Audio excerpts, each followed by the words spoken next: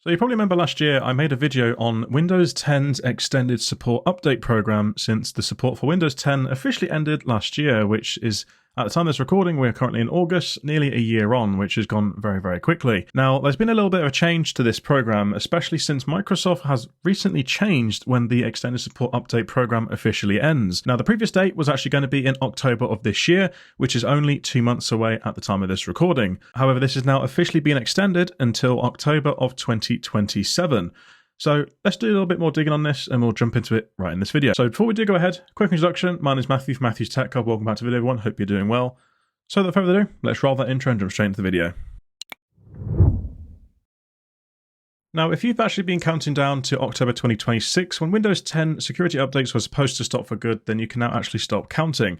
Microsoft has actually quietly given Windows 10 machines another full year of security updates. Now, just to confirm, this isn't actually full patches. This is just security updates for vulnerabilities in Windows that could be a major issue. Now, the coverage now actually runs until the 12th of October of 2027. And for most people, it actually costs nothing at all. So if you're actually based in the EU, I don't believe you have to pay anything at all. Whereas if you are based in the US or any other country, there are specific countries that unfortunately have to pay a small fee just to get these updates. Now, in this video, I'm going to be covering exactly what's changed, how you can actually check whether you are covered, and obviously how you can enroll if you're not. Now, obviously, this is the catch that nobody is really talking about in these latest videos. Now, when Windows 10 hit the end of support on the 14th of October of 2025, that was the day that Microsoft stopped shipping feature updates, quality fixes, and general technical support. The only lifeline to this was the Extended Security Updates program, or also known as the ESU. Now, that was the first for Microsoft, as they have never offered an ESU to home users before, only to businesses paying through volume licensing programs. Now, it was designed as a one-year bridge, essentially running from the 13th of October in 2025 until the 13th of October of 2026, which gave people about 12 months to upgrade to the famously known Windows 11. Then, on the 25th of June of this year, they actually decided to update via an editor's note that appeared on a Microsoft blog, and it said the ESU program for personal devices is being provided for an additional year, with coverage now available through to the 12th of October of 2027. So Microsoft's own support page now reads, Windows 10 support has ended. You can enroll in ESU anytime until the program ends on the 12th of October of 2027. And if you are already enrolled, your coverage continues automatically. You don't need to do anything, and you don't need to pay for anything extra. So you're probably now thinking, why would Microsoft, a company that has spent 2 years pushing everyone onto Windows 11, decide to hand out another free year of Windows 10 updates? Well, essentially, there's actually 3 reasons, and none of them are a charity.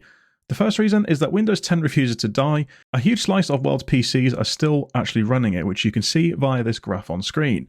Switching off security updates for that machine creates a genuine public security problem. The second reason is the hardware wall. Windows 11 officially needs TPM 2.0 and Secure Boot.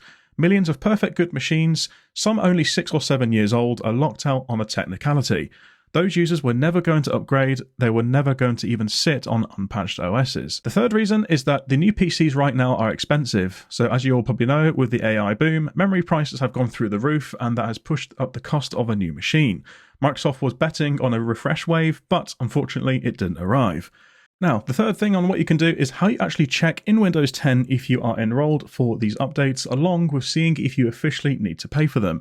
Now, it's going to be the same as how I've previously covered, which again, I'll put the link to that video on how to do this down in the description box down below, and I'll also make it so it pops out in the corner of this video. So the first thing is to check whether you are already covered. You can officially just go to Settings, then Update and Security, then Windows Update. And if you have enrolled within the last year, you'll see a note confirming your PC is enrolled in extended security updates. That's you done, and that's an extra year. Now, if you're not enrolled, you will need 3 things in place first. First of all, you need to be on the later version of Windows 10, which is going to be version 22H2, either on a Home, Pro Education, or Workstation Edition licenses. You can also check on this just by going down to the start box in the bottom left corner and then just typing in WinVer, W-I-N-V-E-R, which officially means Windows version. And it will then pop up an on-screen window showing you what version of Windows 10 you are running. You also need the latest cumulative updates installed. The enrollment wizard is delivered by a patch, so if you're behind on updates, the option simply won't appear. The other thing which you also need is a Microsoft account, not a local account or a child account. Now, unfortunately, you've probably seen, obviously I have made many videos on this. I personally object to this, but I'm afraid in order to get these official extended support updates, you do need to have a Microsoft account linked to your Windows account. Now, once that's sorted, the Enroll button will then appear directly in Windows Update. You can click on it, and then it will then take you down to get 3 routes. Now, the first route is to turn on Windows Backup and sync your PC settings to your Microsoft account. Again, this is free. If you wish to back up, it will just back up purely to your Microsoft account. The second route is that you can spend 1,000 Microsoft reward points if you have them sitting around. Again, this is only specifically if you do need to pay for these updates. Then the third one is to pay a one-off fee, about $30 priced in your local currency. All 3 get you exactly the same updates, and one license covers up to 10 devices tied up to the same Microsoft account. So if you're a family tech support person, you can actually cover the whole house on one enrollment, rather than having to pay per device. Now, one regional note is if you're in the European Economic Area, Microsoft dropped the cloud backup requirement after pressure from the consumer groups. So enrollment there is free with just a Microsoft account. You do have to sign in at least once every 60 days just to keep it active. However, it's worth flagging for anyone watching from the UK like myself, we are outside the EEA, so the standard 3 routes apply here. Critical and important security updates that are classified by Microsoft Security Response Center, which is quite a lot. No feature updates, no bug fixes, no performance improvements, and no technical support. So, unfortunately, because you're going to be running an old version of Windows, if something breaks, then you're on your own. It doesn't cover everything on your own machine either. Third-party software vendors, browser makers, and hardware manufacturers are all running their own Windows 10 timelines, and plenty of them will soon drop support well before Microsoft officially does. A patched OS running an abandoned browser is still a problem. Same goes for drivers on older hardware. The Microsoft account requirement, unfortunately, is real. If you have deliberately run a local account for many years, this is the price of admission. There's no local account route, unfortunately, to the consumer ESU program. Now, if you're a business and you've got managed business PCs, unfortunately, it does not cover the managed business machines either. This is a big one, and I want to be specific because a lot of small businesses, especially today, are about to get this wrong. So let me explain here. Consumer ESU is blocked on devices joined to an Active Directory domain. Devices joined to Microsoft Entra, devices enrolled in a mobile device management platform such as Microsoft Intune, and machines that are also in kiosk mode. Entra registered devices are fine, but joined ones are not. So if you run a small business with a handful of Windows 10 machines signed into Microsoft 365 and are managed centrally, you're not getting this free year. You're on the commercial program, which is a different animal, sold through volume licensing or a Microsoft official partner.